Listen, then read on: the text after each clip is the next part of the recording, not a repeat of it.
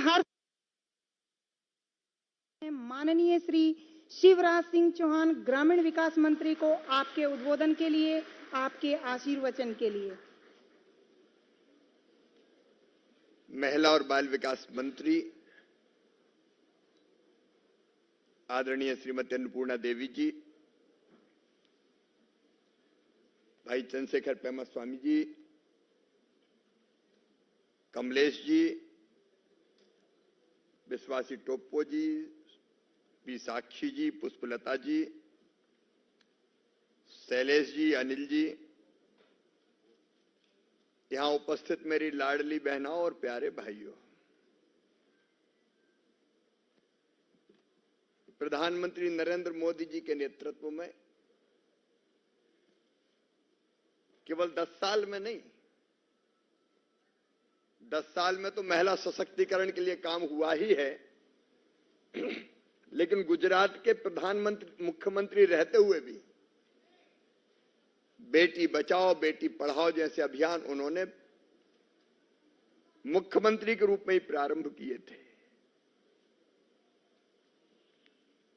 प्रधानमंत्री मातृ वंदना योजना हो, समृद्धि सुकन्या योजना हो,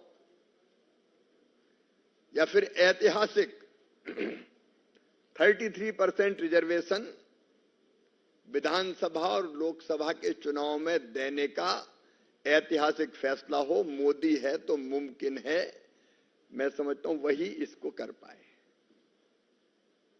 नई चेतना मेरे लिए कोई कार्यक्रम नहीं है, मेरे लिए भी जीवन का मिशन है, क्योंकि बचपन से मैंने देखा अपने गांव में बेटा और बेटी के बीच भेद।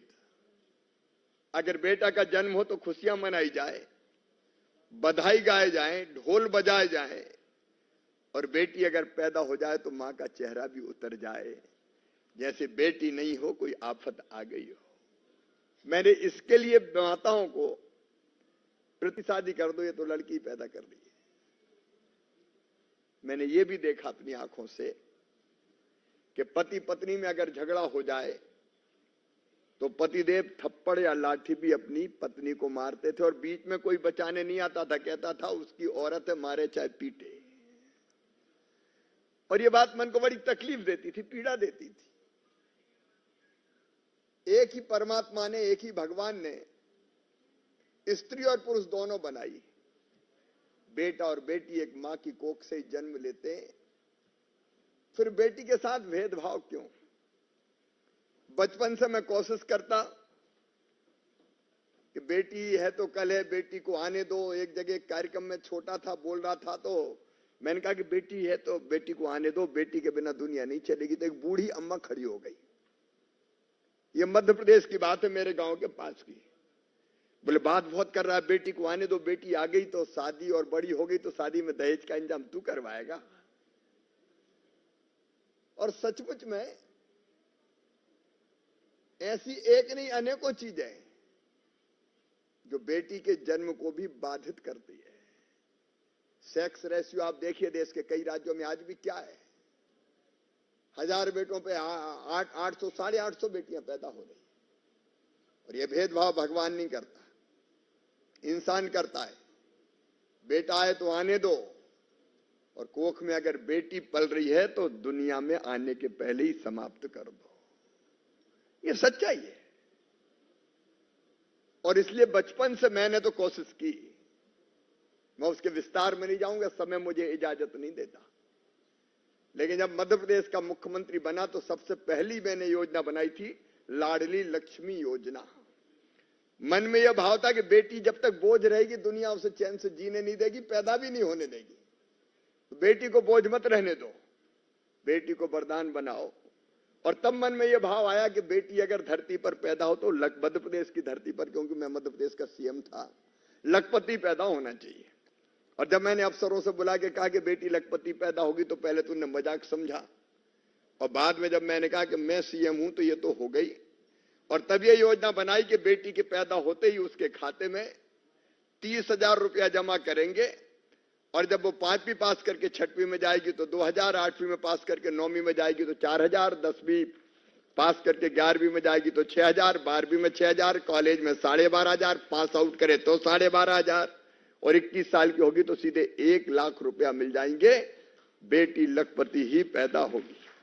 और आज मुझे बता दो, खुशी है कि मध्य प्रदेश की धरती पर 50 लाख से ज्यादा लाडली लक्ष्मी बेटियां हैं। वो बेटियां जिनको मैंने गोद में खिलाया था और लाडली लक्ष्मी बेटी का बचत पत्र दिया था, आज कॉलेज में पढ़ रही है और उन्हें ही मुझे मामा कहना सबसे पहले शुरू किया था। लाडली लक्ष्मी योजना, उसके बाद कन्या विवाह योजना की बेटी के दहेज का चक्कर ही खत्म करो। अगर बेटी है तो शादी सरकार करेगी। फिर उसके बाद 50% रिजर्वेशन स्थानीय निकाय के चुनाव में। उसके बाद आपने देखा होगा संपत्ति की स्वामी केवल पुरुष होते हैं। मकान, दुकान, खेत कौन के नाम पे? बेटे के नाम पे या पुरुष के नाम पे। हमने तय किया कि अगर पत्नी के नाम या बेटी के नाम दुकान मकान करोगे तो स्टाम्प शुल्क, रजिस्ट्री शुल्क केवल 1 रुपया लगेगा। तो इस चक्कर में कि रजिस्ट्री का पैसा सदा सदा के कारण नहीं है।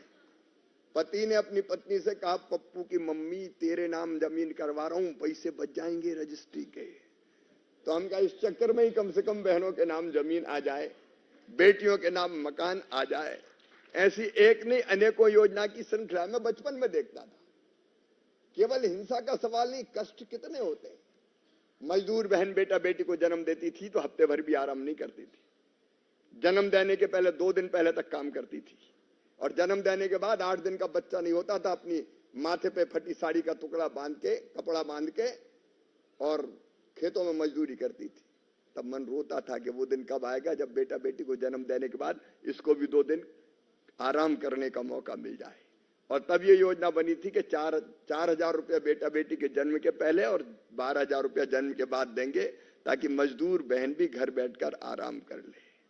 और एक बात और आज आपको बताना चाहता हूं, ये लाडली बहना योजना वोट प्राप्ति का माध्यम नहीं थी। मैंने देखा था अपनी जिंदगी में, गरीब बहन अगर 1,000-2,000 रुपया की भी जरूरत पड़ जाए तो हाथ फैलाती थी। कई बार हाथ फैलाने के बाद भी पैसा मिलते नहीं थे। अगर मायके भी जाना हो तो मन में यह डर लगता था कि मायके जाऊंगी तो भैया के बेटा बेटी दौड़ के आएंगे, बुआ जी आइए हमारे लिए क्या लाई है। और पतिदेव से पैसा मांगे तो उन्हें कह दिया, जब देखो मांगती रहती, नहीं है मेरे पास। तो सिर नीचा करके रह जाती थी।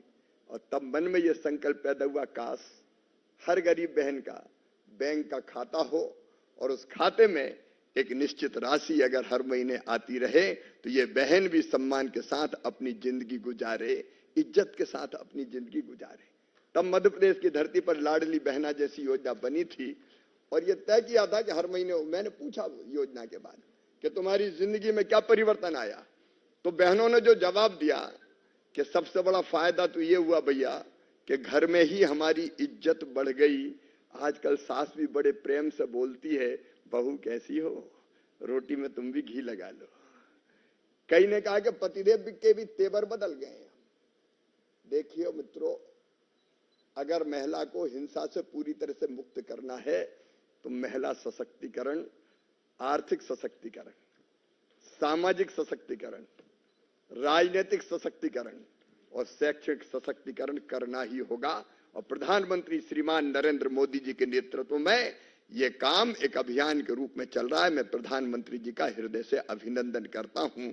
और अभी अन्नपूर्णा जी ने एक नहीं अनेकों कार्यक्रम की, महिला बाल विकास ने जिन कार्यक्रमों को बनाया है उन कार्यक्रमों की चर्चा की। मैं नई चेतना हम शुरू तो कर रहे हैं, लेकिन यह मैं चंद आपसे कह रहा था कि ऐसा ना हो कि यह कार्यक्रम केवल रस्मी बनकर रह जाए। रस्मी कार्यक्रमों से काम नहीं चलेगा, इसको समाज के बीच में ले जाना पड़ेगा। क्योंकि हिंसा तो आज है, केवल गांव में नहीं है। निर्भया जैसी घटनाएं तो शहर में होती है। आपने देखा आज भी केवल एक निर्भया नहीं, कितनी बेटियों को निर्भया बनना पड़ता है। रूबिका पहाड़ी और अंकिता सिंह जैसी बेटियां टुकड़े टुकड़े करके काट के फेंक दी जाती है, कोई जिंदा जला दी जाती है। और एक बात और देख के आत्मा कांप जाती है कि कई बार रेप के मामले अगर बेटा बेटियों के साथ अगर आप देखेंगे तो मुख्यमंत्री रहते हुए मैंने देखा 90% से ज्यादा परिचित और रिश्तेदारों के माध्यम से होते हैं। रोती कई बार आत्मा, कहां सुरक्षित है बेटियां, कौन करेगा उनकी सुरक्षा। और इस समाज में व्यापक जन जागरण करना पड़ेगा, व्यापक जन जागरण करना पड़ेगा।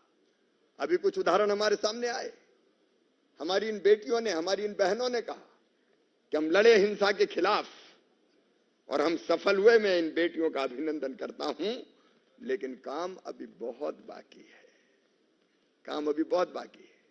और इसलिए एक महीना नई चेतना नहीं, हर दिन नई चेतना का होना चाहिए। चाहे हमारा महिला बाल विकास विभाग हो और चाहे ग्रामीण विकास विभाग हो, हमको निरंतर एक महीना तो ये कार्यक्रम करेंगे। मैंने रश्मि इसलिए कहा शैलेश कि कई बार हम एक हाल में कार्यक्रम करके अच्छे भाषण दे के और सोच लेते अपने कर्तव्यों की इति हो गई, काम इससे नहीं चलेगा। महिला सेल्फ हेल्प ग्रुप ने एक नई क्रांति पैदा की है महिला सशक्तिकरण की दिशा में, और सचमुच में महिलाएं मिल के साथ आई है, एक ताकत बनी है। महिला सेल्फ हेल्प ग्रुप के माध्यम से भी हर गांव में इस अभियान को ले जाना पड़ेगा। इसलिए एक बार इसकी हम समीक्षा करेंगे। हम तीनों मंत्री भी यहां बैठे हैं ग्रामीण विकास विभाग के, सेल्फ हेल्प ग्रुप को काम देखने वाले, अन्नपूर्णा जी भी है, प्रधानमंत्री जी का मार्गदर्शन है। हम मिलकर बैठ के और तय करेंगे कि इस अभियान को हर गांव में प्रभावी, और शहर में भी। मैं गांव से ज्यादा जरूरत शहरों में महसूस कर रहा हूं। जिस तरह की घटनाएं शहरों में होती है, कई बार सचमुच में मन पीड़ा और दर्द से भर जाता है। हमको शहरों में भी देखना पड़ेगा। इस अभियान को और प्रभावी हम लोग बनाने का प्रयत्न करेंगे। नारी तू नारायणी, कई वर्षों पहले हमने कहा है। गंगा, गीता, गायत्री, सीता, सत्या, सावित्री, दुर्गा, लक्ष्मी, सरस्वती।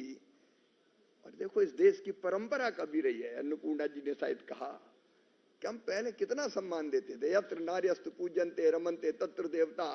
और नाम भी लेना हो भगवान नारायण का तो पहले लक्ष्मी नारायण, शंकर जी का लेना हो तो गौरी शंकर, कृष्ण कन्हैया का लेना हो तो राधे कृष्ण, सीताराम। ये परंपरा रही है भारत की, लेकिन वो परंपरा कहीं दम तोड़ती नजर आ रही है। इसलिए फिर एक बार नई चेतना की जरूरत है। अब नहीं सहेंगे, आगे हमको बढ़ना पड़ेगा।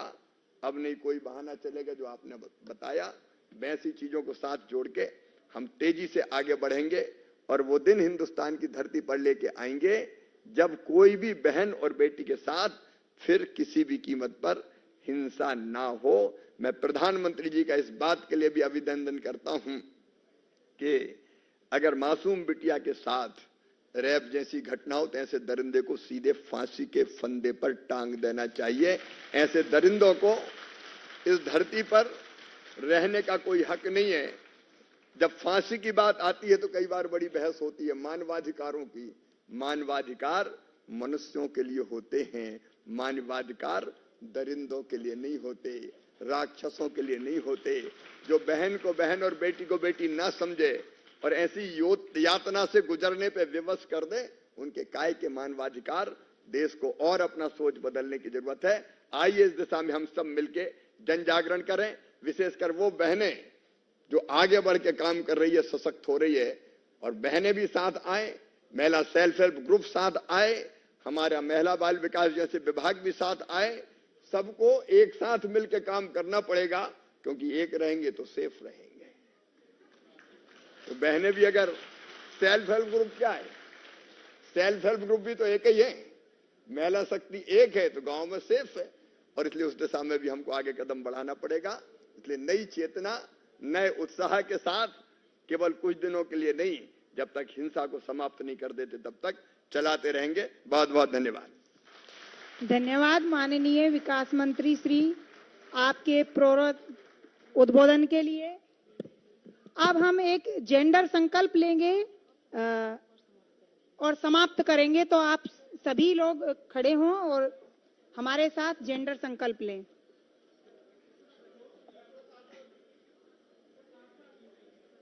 अभी आप पहले मैं बोलूंगी एक लाइन, फिर आपको बोलना है सभी को। आज विश्व महिला हिंसा उन्मूलन दिवस के अवसर पर हम शपथ लेते हैं कि हिंसा के खिलाफ हमेशा आवाज उठाएंगे,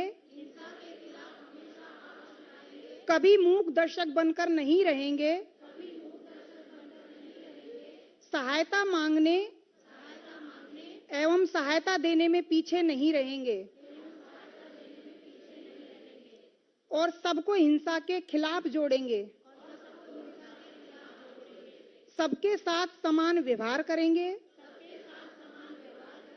और इसकी शुरुआत हमारे घर से करेंगे। जेंडर आधारित हिंसा के खिलाफ चुप्पी तोड़ेंगे।